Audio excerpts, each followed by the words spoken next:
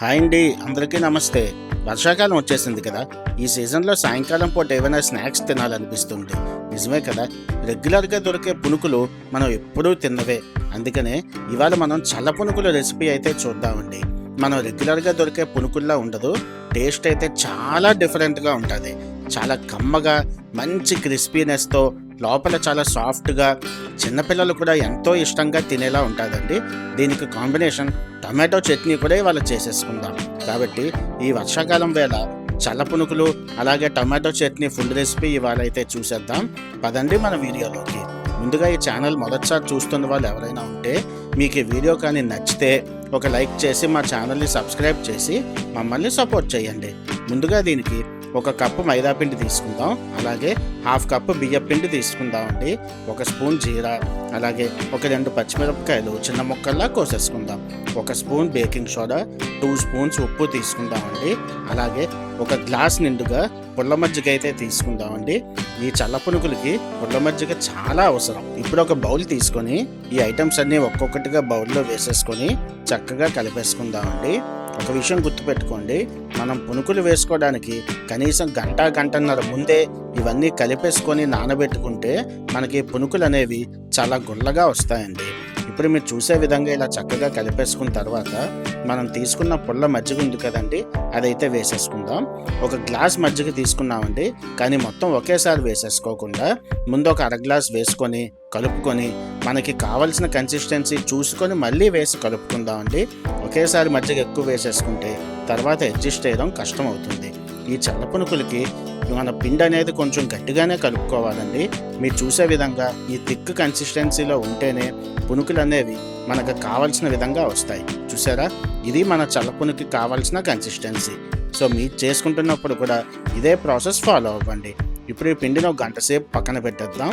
మన tomato chutney recipe అయితే చూసేద్దాం పదండి. మేమైతే దీనికి ఒక 8 టమాటోస్ తీసుకున్నామండి. అలాగే ఒక 3 నుంచి 4 పచ్చిమిరపకాయలు తీసుకున్నాం.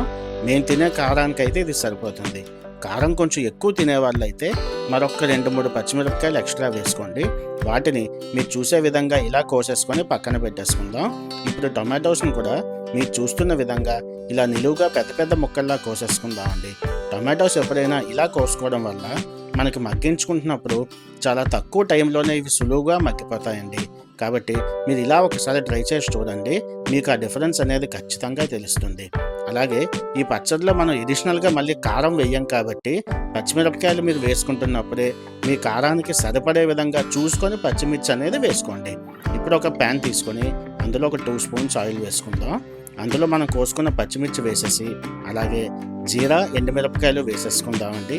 ఇవన్నీ ఒకసారి చక్కగా కలుపుకొని అందులో ఇప్పుడు మనం కోసుకున్న టమాటోస్ ముక్కలు అన్నీ చక్కగా వేసేసుకుందాం.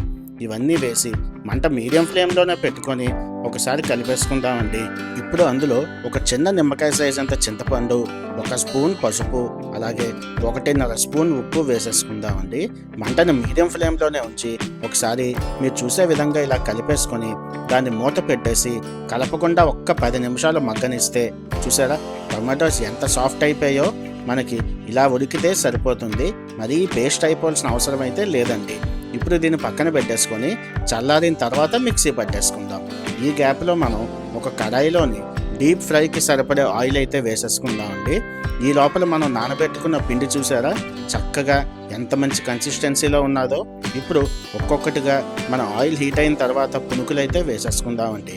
ఇవి మరీ పెద్ద సైజు వేయక్కర్లేదు, మనకి రెగ్యులర్గా దొరికే చిట్టి పునుకులు ఉంటాయి కదండి, ఆ సైజులో వేసుకుంటే ఇవి లోపల కూడా చక్కగా ఫ్రై అయ్యి మంచి క్రిస్పీనెస్తో చూసారా ఆ కలర్ కానీ పైన ఆ క్రిస్పీనెస్ కానీ ఎంత చక్కగా వచ్చిందో. ఇది చాలా సింపుల్ రెసిపీ అండి. ఈ టేస్ట్ కూడా మన రెగ్యులర్ పునుకుల్లా కాకుండా చాలా డిఫరెంట్గా ఉంటుందండి. మనం ముందు చూసిన విధంగానే రెండో వైపు పునుకులు కూడా వేసేసుకుందామండి. ఇది నాకు చాలా ఇష్టమైన స్నాక్. నేను చిన్నప్పుడు ఎప్పుడు మా అమ్మమ్మ గారి ఇంటికి వెళ్ళినా సరే ఇది నాకు తప్పకుండా చేసి పెట్టేవారు ఆవిడ. ఈ చల్ల పునుకుల రెసిపీని నాకు పరిచయం చేసింది ఆవిడే. అక్కడి నుంచి ఇది నాకు one of the favourite recipe అయిపోయింది. అందుకనే ఇది ఎప్పుడు వేసుకుంటున్నా సరే ఒకసారి మా అమ్మమ్మని అయితే గుర్తు తెచ్చుకుంటాను. చూసారా రెండో వాయి కూడా మనకి మొదటి వాయి లాగే మంచి కన్సిస్టెన్సీలో ఎంత చక్కగా వచ్చాయో.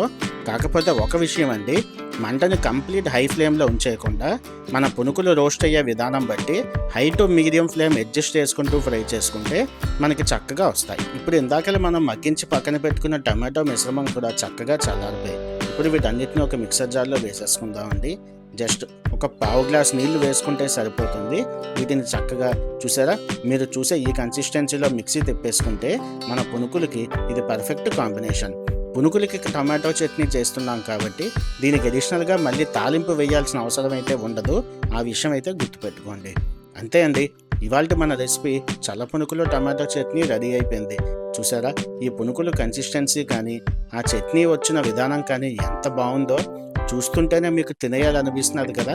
మరి ఇంకెందుకండి ఆలస్యం, ఇవాళ సాయంకాలమే ఈ పునుకులను చేసేసుకొని వీకెండ్ స్పెషల్ కింద మీ ఫ్యామిలీతో చక్కగా ఎంజాయ్ చేసేయండి. ఈ వీడియో కానీ మీకు నచ్చితే ఒక్క లైక్ చేయండి. మీ అభిప్రాయం కమెంట్ సెక్షన్లో చెప్పండి.